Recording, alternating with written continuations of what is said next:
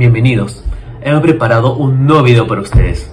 Recapitulando nuestro proyecto, en el anterior video dimos una breve contextualización sobre qué fue Sendero Luminoso y qué hicieron. Presentamos nuestro interrogante, la cual es ¿cómo afectaron las acciones de Sendero Luminoso en el desarrollo de la economía peruana entre los años 1980 y 1993? En el video de hoy les mostraremos nuestros temas y subtemas. El primer tema es los efectos en la economía por Sendero, donde tocaremos los atentados terroristas, estructuras, terror para las privatizaciones, así afectando el rendimiento económico, el desplazamiento de mano de obra y la influencia de los pensamientos senderistas. El segundo tema es la influencia de Sendero en la política, abordando la situación económica durante los ataques senderistas y la influencia política de Sendero en los planes de gobiernos para fomentar un cambio en el uso de fondos monetarios. Y por último, nuestro último tema es los daños causados por el gobierno sustentados por Sendero, abordando la relación de causa y efecto entre el gobierno y Sendero. Esperamos que lo disfruten. Esto es Economía Senderista. Cuando hablamos de los atentados terroristas e infraestructuras, los terroristas de Sendero Luminoso atacaban las torres de alta tensión, incluso hospitales, carreteras, entre otros. Y estos atentados generaban gastos por los reparos en el Estado. Los siguientes ejemplos se basan solo en atentados terroristas por Sendero Luminoso. Un remarcable ejemplo es el atentado a la cooperativa agraria Kisuni, situada en Ururillo, en Puno. El 16 de agosto de 1989, Sendero Luminoso arrasó con la cooperativa para conmemorar el 9º aniversario del inicio de la lucha armada. El 9 de octubre de 1981, Sendero Luminoso voló con dinamita a una torre del Perú, generándole gastos a la empresa privada, obviamente, ¿no? Estos ejemplos representan una pérdida material bastante significativa para las empresas. De estos atentados nos vamos a basar en el siguiente subtema, el terror a las privatizaciones. Cuando hablamos del terror para las privatizaciones y menor rendimiento de acciones económicas, hay que saber que Sendero Luminoso era un movimiento de izquierda radical que atentó en su momento contra infraestructuras, por lo que el país entró en un estado de guerra.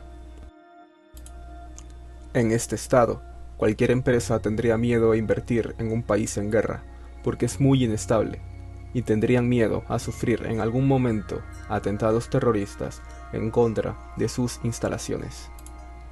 Por otro lado, cuando sufrían algún daño, los que tenían que pagar por los gastos eran las mismas empresas, así perdiendo capital que la podrían usar en otro lugar como fondo de inversión o simplemente gastarla en cualquier otra cosa. Por ejemplo, como mencionaron en el anterior subtema, a Entel le volaron una torre y destruyeron una cooperativa. Para ser un poco más generales, otro buen ejemplo es el atentado senderista en las cercanías del centro comercial de San Isidro. Los subversivos colocaron una bomba que no causó víctimas, pero sí múltiples daños materiales. Fue parte de una campaña de terror en Lima durante 1992. En este momento, voy a proceder a hablar del desplazamiento de la mano de obra por la violencia de Sendero Luminoso. Se sabe que a consecuencia de los conflictos armados, mucha gente perdió la vida, y los que sobrevivían se veían forzados a abandonar los lugares en donde vivían y sus puestos de trabajo, y los desplazamientos sociales fueron inmensos, dejando a distintas comunidades como pueblos fantasma y sin mano de obra. Por ejemplo, en la parte campesina, varios hombres y mujeres se ausentaban, y ellos desempeñaban una labor importante para la agricultura y la ganadería, así como el sostenimiento de sus familias. Este desplazamiento, ya sea por el conflicto u otro, terminaba por abandonar y arruinar las chacras que serían víctimas de saqueos y de putrefacción. Otro ejemplo en la parte empresarial son las amenazas de los grupos subversivos que pedían cupos o sustentos económicos a cambio de no hacer daño a los trabajadores, los cuales, para evitar las amedrentaciones, terminaban por retirarse. Otro punto importante a tomar en cuenta fue la influencia de los pensamientos senderistas. El pensamiento Gonzalo es un pensamiento comunista, el cual se encargaría de expropiar las empresas productivas con el fin de manejarlas, pero las termina siendo ineficientes.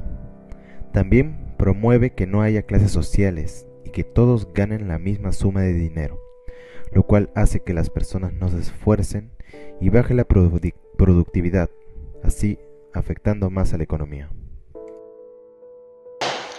El pensamiento senderista era llegar al poder a la fuerza, y los senderistas se encargaban de captar a varias personas, sobre todo del campo, para así obligarlas a obedecer en las actividades terroristas, las que terminaron con los efectos ya antes mencionados, como la destrucción de infraestructura o la violencia hacia las personas. Esto hacía que el país se viera como un lugar peligroso e influenció a varios inversionistas extranjeros a dejar de venir al país por miedo de ser extorsionados o asesinados. Las acciones subversivas y terroristas de Sendero Luminoso aumentaron la incertidumbre sobre el funcionamiento de la economía peruana y la producción, que poco a poco se hizo menos fluida.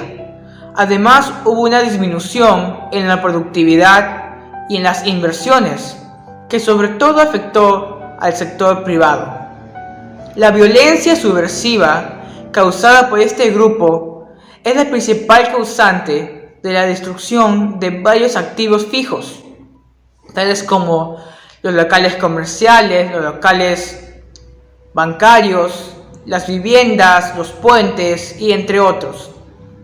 Estas pérdidas han sido estimadas en un costo equivalente a 1/3 de las inversiones en capital fijo efectuadas durante ese mismo plazo de tiempo. Es indudable que el stock de capital y recursos por persona en el Perú ha sido reducido notablemente, y esto agudizó el desempleo y el subempleo de la fuerza laboral. Influencia política de Sendero en los planes de gobierno para fomentar un cambio en el uso de fondos monetarios.